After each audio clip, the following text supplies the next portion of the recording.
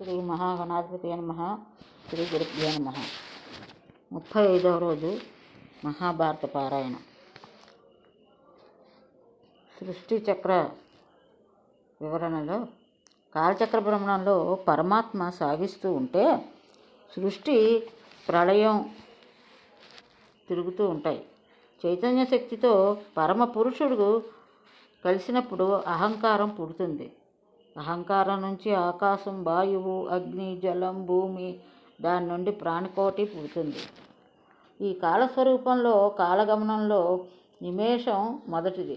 18 నిమేషాలు కాష్ట, 30 కాష్టలు కళ, 360 కళలు ముహూర్తం, 30 ముహూర్తాలు ఒక రోజు, 30 రోజులు మాసం, 2 మాసాలు ఋతువు, 3 ఋతువులు ఆయనం, 2 ఆయనాలు యోగులకు ఒక రోజు, ఉత్తరాయణం అగ్ని, దక్షిణాయనం ధూమం. మానవుడి నెల పితృదేవతలకు ఒక రోజు. మానవుడికి ఒక నెల ఉంటే పితృదేవతలకు ఒక రోజు అవుతుంది. వీరు సంవత్సరం దేవతలకు రోజు. దేవతలకు రోజు, పితృదేవతల సంవత్సరం దేవతలకు రోజు. దేవమానం ప్రకారం 12,000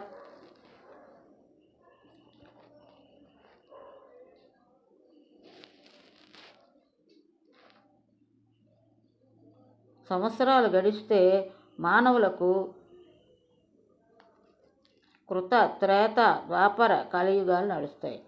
17,28,000 సంవత్సరాలు కృతయుగం, 12,96,000 త్రేతాయుగం, 80,60,000 ద్వాపరం, 4,32,000 కలియుగం. కృత త్రేత యుగాల సంధికాలం 1,64,000. సంధ్యాంశ కూడా ఇంతే. త్రేత ద్వాపర యుగాల సంధ్యాంశ కాలం 2,16,000. ద్వాపర కలియుగ సంధ్యాకాలం 1,40,000 కలియుగ సంధి సంధ్యాంశ కాలాలు 72,000 సంవత్సరాలు. 4 యుగాలు మహాయుగం. 1000 మహాయుగాలు బ్రహ్మకు ఒక పగలు, 1000 మహాయుగాలు రాత్రి.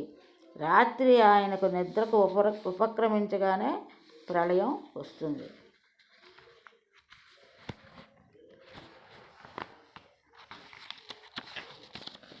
యజ్ఞం చేయించడం బ్రాహ్మణ ధర్మం. వేదం అధ్యయనం చేసి శిష్యులకు బోధించడం, ధనవాంఛ లేకపోవడం విప్రలక్షణం. దానం ఎవరైనా చెయ్యక తప్పదు. యోగ్యునికి చేసిన దానం ఉత్తమ ఫలితం వస్తుంది. యజ్ఞ దాన అధ్యయనాలు సుఖశాంతి ప్రదాలు. సూర్యునికి పగలు రాత్రి ఉండవు. అలాగే ఇంద్రియాలను జయించిన మునికి వివేకం అవివేకం అంటూ ఉండవు. ఎదుటివారికి ఉపకారం చేసి దాని గురించి ప్రచారం చేసుకునేవాడు అధముడు. ఈ ప్రపంచం అంతా ఒక చిత్రం అనుకునేవానికి ఏ బాధ ఉండదు. ఏ పని మనకు క్షేత్రం కలిగిస్తుందో ఆ పని మనం చేసి ఎదుటివారికి బాధ కలిగించకుండా ఉండడమే పరమధర్మం. వేదాధ్యయనంలో ముని రుణం, యజ్ఞయాగాదుల్లో దేవరుణం, సేవాభావంలో అతిథి రుణం, శ్రాద్ధకర్మల్లో పితృరుణం, సరస వ్యవహారంలో మానవ రుణం తీరుతాయి. సత్యం, ధర్మం ఈ రెండే మానవాళికి అవశ్యమైన ఆచరణీయాలు. పాము కుబుసం విడిచినట్లు కోరికలు విడిచి వర్తించాలి. అదే పరమార్థం. దాంతోనే ఆత్మసాక్షాత్కారం లభిస్తుంది. అందుకే మన జీవితాలను వినియోగించాలి. అవి అనేక ఇతిహాసాలను విశదం చేస్తూ ధర్మార్జునికి మనశ్శాంతిని కలిగించాడు భీష్ముడు. ఈ విధంగా చెప్పి ధర్మార్జునికి బోధ కలిగించాడు భీష్ముడు. ఇది శాంతి పర్వం ఇక్కడితో సమాప్తమైంది. ఇప్పుడు అనుశాసక పర్వంలోకి వెళ్తున్నాము. జన్మేజయ మహారాజా, భీష్మ పితామహుని శాంతివచనాలతో తృప్తిపడిన ధర్మరాజు చింతామనసుడై ఉండగా ఆయన, నాయనా, ఇంకా నీ శోకం తగ్గినట్లేదు. వీళ్ళందరికీ నువ్వు చంపాలనుకున్నావు. ఎవరి వల్లనూ చావరు. కాలం ఆసన్నమై ఉన్నప్పుడు మృత్యువు ఏదో రూపంలో వచ్చి ప్రాణిని కబళిస్తుంది.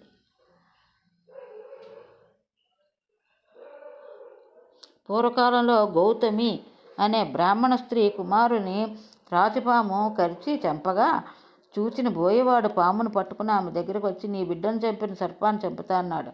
నాయనా, పామును చంపినా నా బిడ్డ బతకడు, దీన్ని చంపి లాభం ఏమిటి అంటుంటే ఆ పాము, నన్ను చంపడం న్యాయం కాదు, మృత్యుదేవత ప్రేరణతో నేను ఈ పని చేశాను, అంతేకాని స్వార్థంతో కాదు అంది. బోయేవాడు అన్నాడు, మృత్యువుకు సాధనాన్ని కనుక నిన్ను చంపుతానన్నాడు. పామంది, వేటగాడు బాణం వదులుతాడు, అది తగిలితే ప్రాణం పోతే తప్పు బాణందా అన్నది. బోయేవాడు అన్నాడు, బాణాన్ని విరిచి ముక్కలు చేస్తాం, అలాగే నిన్ను చంపేస్తానన్నాడు. పామంది, అయ్యా, అగ్నిగుండంలో విప్రులు హవిస్సు పేరుస్తారు, యజ్ఞాన్ ఫలం హవిస్సుకు లభిస్తుందా? ఆ మాట విని మృత్యువు ప్రత్యక్షమై, నిన్ను నేను పంపినట్లే నన్ను యమధర్మరాజు పంపాడు, అంచేత నా బాధ్యత లేదు అంది. మీరిద్దరూ తోడు దొంగలు అన్నాడు వేటగాడు. కాదు, మేము యముని సేవకులం అంది మృత్యువు.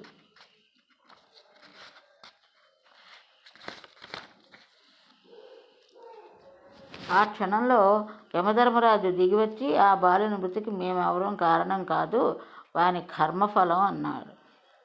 గౌతమి అంది, విన్నావా వారి మాటలు?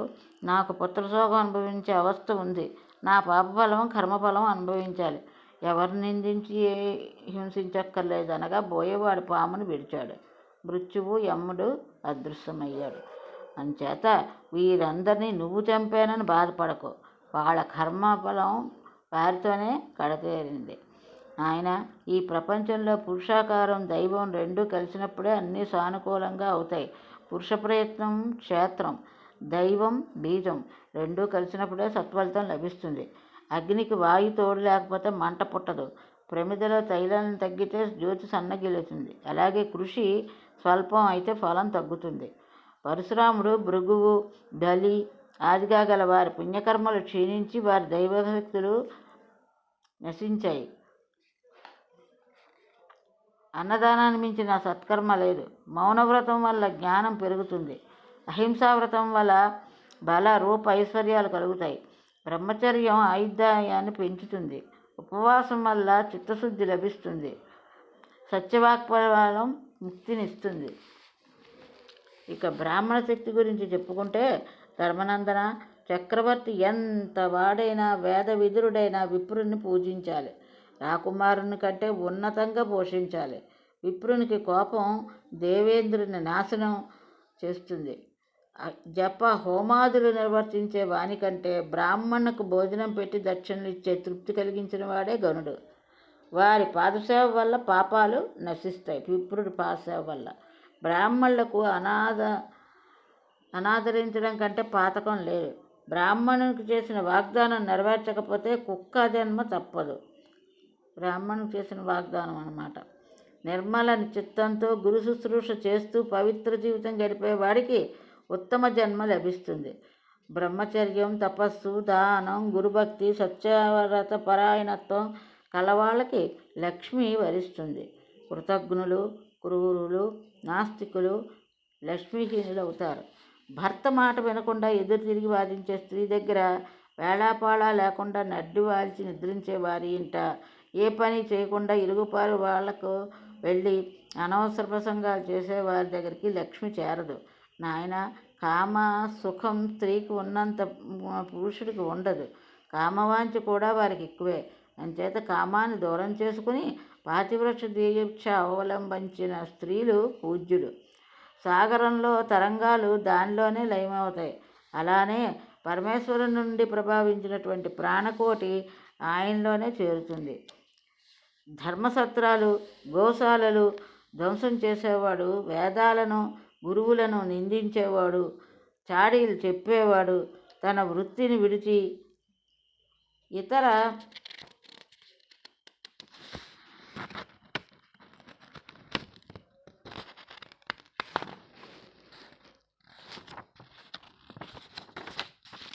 వృత్తులు చేపట్టేవాడు, కొంపలు కూల్చేవాడు, బ్రాహ్మణ స్త్రీలను బలాత్కరించేవాడు, బాల వృద్ధ ఉన్మత్తులను వంచేవాడు, కృతజ్ఞుడు, అతిథులను ఆప్తులను ఆకలితో మాడుస్తూ తన కడుపు నింపుకునేవాడు, సేవకులను గురువులను వేధించేవాడు, నలుగురు నడిచే బాటలో ముళ్ళు జల్లి గోతులు తవ్వేవాడు, ప్రజల కష్టాలు గ్రహించకుండా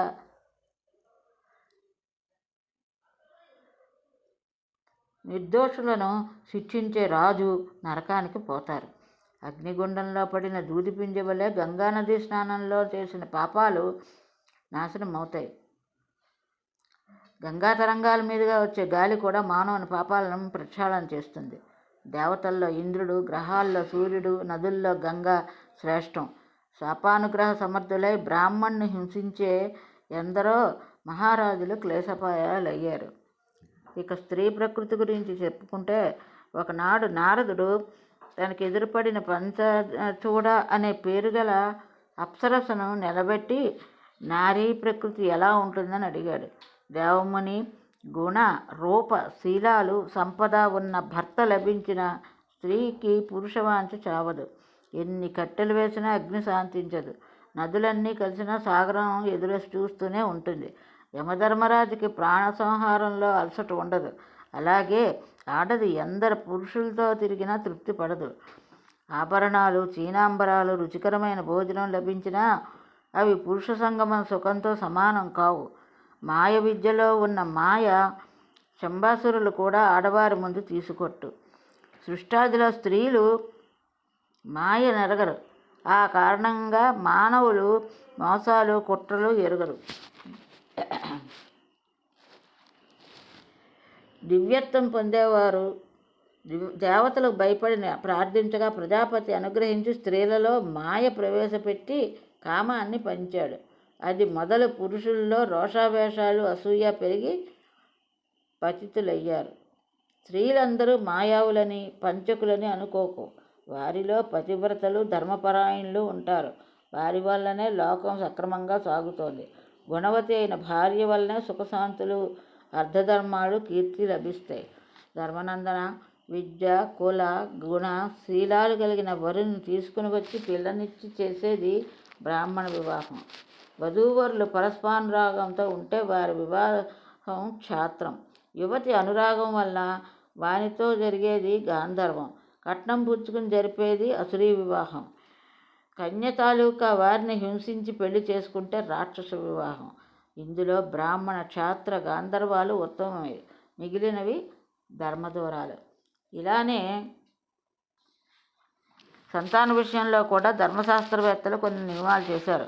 వివాహమైన భార్యను కలిగినవాడు ఔరసుడు, తన కూతురికి కలిగినవాడు దౌహోత్రుడు, దాన ధర్మంగా తెచ్చుకున్నవాడు దత్తుడు, తల్లిదండ్రులను కోల్పోయి దిక్కు లేకుండా తిరిగే వాణ్ణి తెచ్చుకుని పెంచితే కృత్రిముడు, వరుని వల్ల కలిగినవాడు గూఢజుడు, తల్లిదండ్రుల బెడ్డల కొడితే మన ఇంట చేరినవాడు అపనిద్ధుడు, పెళ్లికి ముందే కన్యను కలిగిన వాడు కానీనుడు, గర్భవతిగా ఉన్నప్పుడు పెళ్ళాడితే ఆమెను కలిగినవాడు సహోదరుడు, భర్త మరణించిన, విడిచిపెట్టిన అనంతరం కలిగినవాడు పునర్భావుడు, తల్లిదండ్రులను వదిలి మన ఆశ్రమంలో ఉండేవాడు స్వయందత్తుడు, డబ్బిచ్చి పిల్లవాడిని తెచ్చుకుంటే క్రీతుడు, ధర్మబద్ధంగా భర్త ఆజ్ఞతో సజ్జనునికి కలిగినవాడు క్షేత్రజ్ఞుడు. వీరందరూ కర్మ చేయడానికి అర్హులే. వీరిలో ఔరసుడు శ్రేష్ఠుడు, దౌహోత్రుడు వీనితో సమానుడే.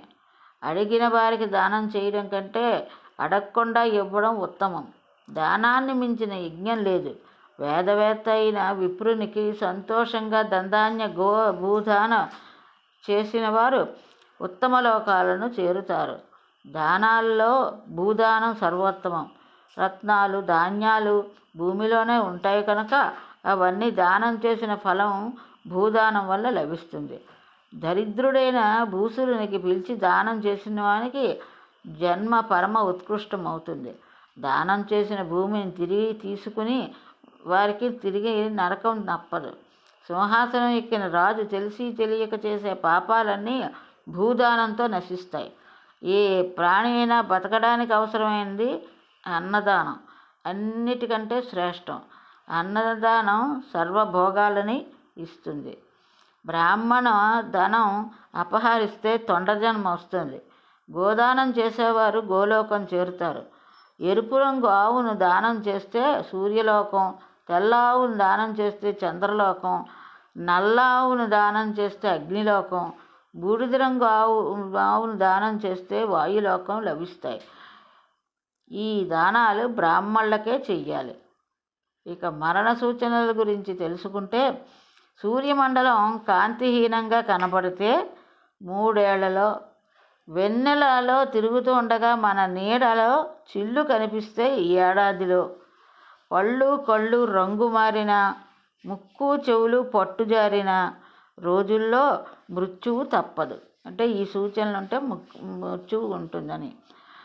ఈ సూచనలు కనిపించగానే దిగులు పడక సంసార తాపత్రయం విడిచి పరమాత్మ యందు మనసు ఏకాగ్రం చెయ్యాలి. గురువు ఉపదేశించిన సత్కర్మలు చేస్తూ జ్ఞానం సంపాదించి గర్వాన్ని దూరం చేసుకుని శాంతచిత్తంతో జీవించడానికి ఉత్తమలోకం ప్రాప్తిస్తుంది. సర్వ ప్రాణులకు దాహశాంతితో ఆశ్రయమిస్తే చెరువు తవ్వించడం వల్ల మన వంశీయులందరూ స్వర్గం చేరుతారు. ముళ్ళ చెట్లున్న పువ్వులు పూజకు పనికిరావు. దేవాలయంలోని చెట్ల మీద పువ్వులు అలంకారంగా వాడకూడదు. సుగంధ ధూపం వల్ల ఆయువు పెరిగి దేహానికి పుష్టినిస్తుంది. దేవతల ముందు దీపారాధన చేస్తే రాక్షస పిశాచాలు నశిస్తాయి. వీధుల్లో, ఆలయాల్లో, సభామండపాల్లో దీపాలు ఉండడం శుభప్రదం. దేవతలకు నివేదన చేసి అతిథులకు తృప్తి కలిగించిన భోజనం చెయ్యాలి. అష్టమి, ద్వాదశి, చతుర్దశి, పూర్ణిమ, అమావాస్య, జన్మతిథి స్త్రీ సంగమానికి పనికిరాదు. దేవతలను, వేదాన్ని నిందించకూడదు. జ్యోతిష్యం చెప్పి డబ్బులు సంపాదించకూడదు. దంతావధాన సమయంలో, మలమూత్ర విసర్జన వేళలో మాట్లాడకూడదు. గర్భవతితో సంగమం పనికిరాదు. ఉత్తర పశ్చిమలో తల ఉంచి నిద్రించరాదు. రాత్రి స్నానం చెయ్యరాదు. ఒకడు కట్టి విడిచిన బట్టలను కట్టకూడదు. ఆవు, మేక, నెమలి మాంసాలు తినరాదు. దరిద్ర బాధతో ఉన్న సోదరుని, గురువుని, స్నేహితుడిని ఆదరించి పోషించాలి. సంధ్యా సమయంలో చదువురాదు, భుజించరాదు. తల్లిని, తండ్రిని, సంతానాన్ని హితవాక్యాలతో సంతోషపెట్టాలి. కటువుగా మాట్లాడకూడదు. రజస్వల దశలో స్త్రీని చేరరాదు. స్నానం చేసిన నాడు కానీ 5వ నాడు కానీ సంగమిస్తే ఆడపిల్ల పుడుతుంది. 4, 6, 8 దినాల్లో సంగమిస్తే పుత్ర సంతానం ప్రాప్తిస్తుంది. అలాగే 5, 7, 9 దినాల్లో కలయిక వల్ల ఆడపిల్ల పుడుతుంది.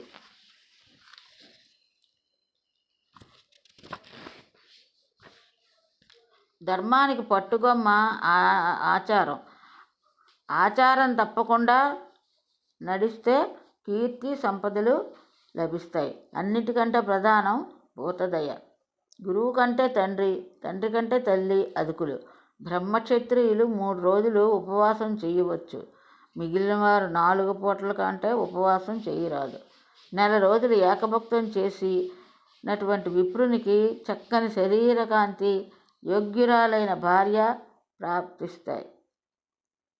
పూర్తిగా ఉపవాసం చేయలేని వారు 2 సార్లు భోజనం చేసి మధ్యలో మంచినీరు కూడా తీసుకోకుండా ఉంటే ఉపవాస ఫలితం దక్కుతుంది. ప్రతి ప్రాణికి నాలుకలో చంద్రుడు, వాక్కులో అగ్ని, ప్రాణంలో వాయువు, మనస్సులో ఈశానుడు, నాభి దగ్గర అప్సరసలు, కళ్ళలో సూర్యుడు, పాదాలలో ఆదిశేషుడు, కర్ణమందు దిక్కులు, మర్మస్థానంలో ప్రజాపతి, బుద్ధిలో బ్రహ్మ ఉంటారు. ఇది గ్రహించి ప్రాణాన్ని బ్రహ్మరంధ్రంలో కేంద్రీకరించగలవాడు యోగి. మనస్సు నిశ్చలంగా ఉంచితే జ్ఞానం వికసిస్తుంది. ధర్మబుద్ధితో, యోగనిష్టతో ఉండేవాడు సద్గతులను పొందుతాడు. తల్లిదండ్రులను, గురువులను ఆదరంతో పూజించేవానికి శ్రేయస్సు కలుగుతుంది. మనిషి ప్రాణం విడిచాక వాని వంట వాడు చేసిన పుణ్యపాపాలే వస్తాయి. పాపాలు చేసిన వాడు క్రిమికీటక జన్మలు ఎత్తుతాడు. ధాన్యం దొంగలించిన వాడు ఎలుకగా, పందిగా పుడతాడు. పరభార్యను వాంఛించితే గ్రద్ద జన్మ ఎత్తుతాడు. అన్నగారిని దూషిస్తే కొంగ పుట్టుక, ఉత్తమ స్త్రీని బలాత్కరించిన వాడు పేడ పురుగుగా పుడతారు. చేసిన మేలు మరిచే కృతజ్ఞులను యమకింకర్లు ముక్కలు చేసి మండుతున్న నిప్పుల మీద కాలుస్తారు. నిరాయుధులను చంపి సంపదలను హరించేవాడు గాడిద జన్మ ఎత్తుతారు. పళ్ళు దొంగలిస్తే కోతి జన్మ తప్పదు. మన దగ్గర దాచిపెట్టిన ధనాన్ని తిరిగి ఇవ్వకుండా కైంకర్యం చేస్తే చేప జన్మ వస్తుంది. ఈ పాపాలు పోవాలంటే అన్నదానం విరివిగా చెయ్యాలి. వ్యవసాయం చేసి వ్యాపారం సాగించి స్వయంగా న్యాయంగా సంపాదించిన దానిలో కొంత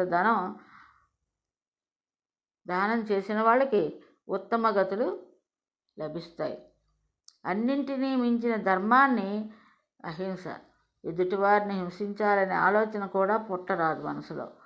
మాంసాహారాన్ని విడిచిన వాని ఆయుర్దాయం పెరుగుతుంది. మాంసం రుచి చూసిన వాళ్ళు దాన్ని విడవలేరు. కనుక ఆషాఢ, శ్రావణ, భాద్రపద, ఆశ్వీజాలు మాంసం తినకుండా ఉంటే ఆరోగ్యము బలము హెచ్చి ఆయుర్దాయం పెరుగుతుంది. మాంసాహారం వల్ల బలం కలిగి దూర ప్రయాణాలు చేసినా శ్రమ ఉండదు. కండపుష్టి హెచ్చి స్త్రీవాంఛ రేగుతుంది. కనుకనే విద్వాంసులు మాంసాన్ని దరిచేరనివ్వకుండా శాకాహారంతో అహింసావ్రతంతో ఇంద్రియాలను జయించి శాశ్వత లోకాలను చేరుతారు. ఇది ఈరోజు పారాయణం. ఇంతటితో స్వస్తి.